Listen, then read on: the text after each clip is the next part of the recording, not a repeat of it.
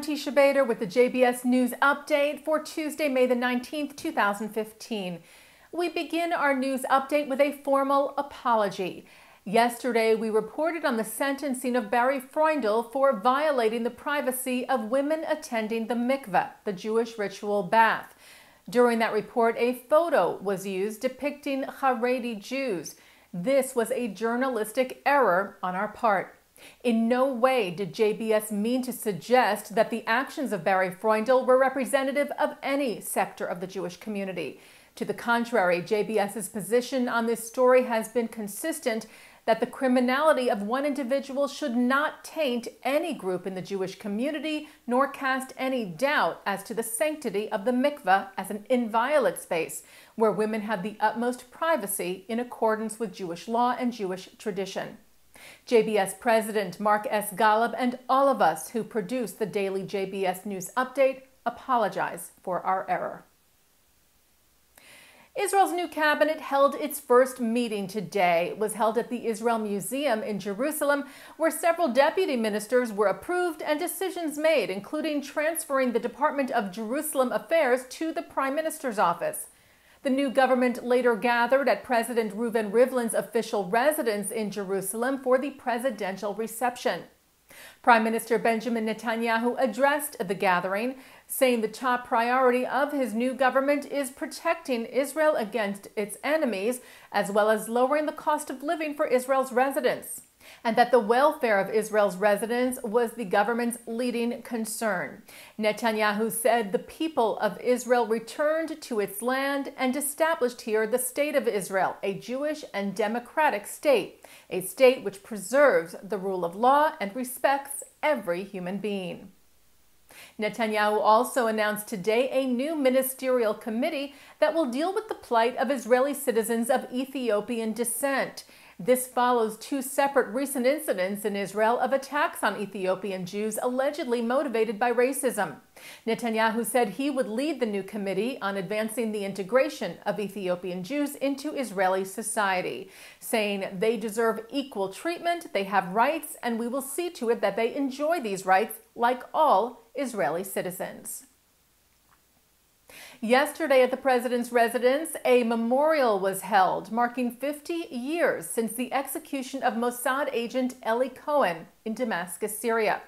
Cohen's widow Nadia, along with their 3 children and other family members, were present, as were Prime Minister Netanyahu, Mossad Director Tamir Pardo, and President Rivlin, who said of Cohen, Israel will always remember him as a true hero who risked his life to safeguard Israel's security and freedom.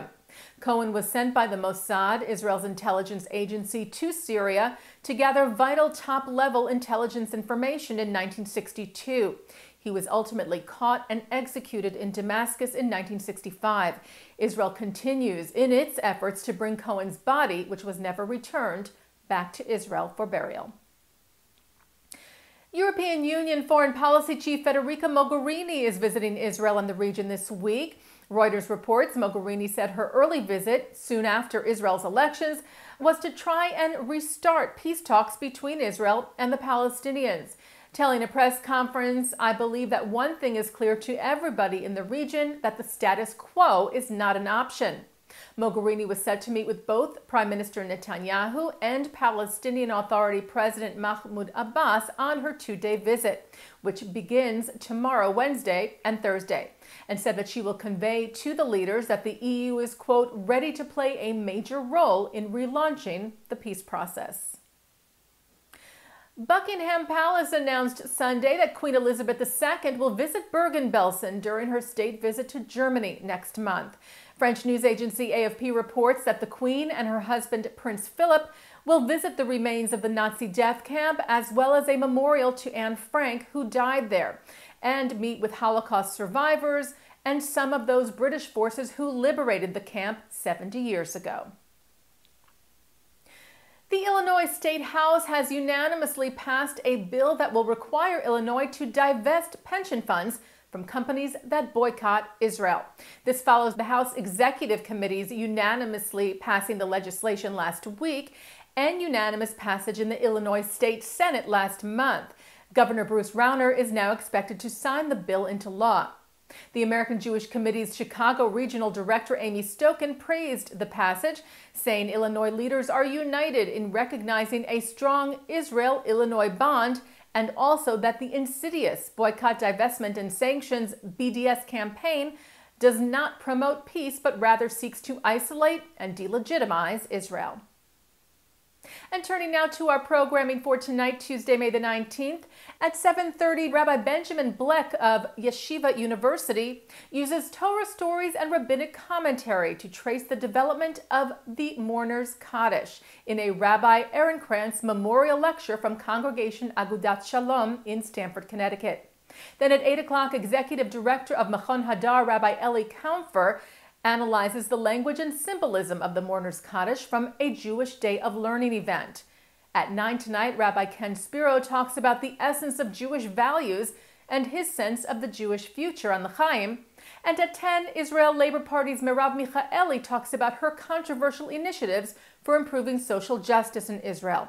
That is moderated by Forward editor Jane Eisner at the SAG in New York City. And that's the JBS News Update for Tuesday, May the 19th, 2015. I'm Tisha Bader.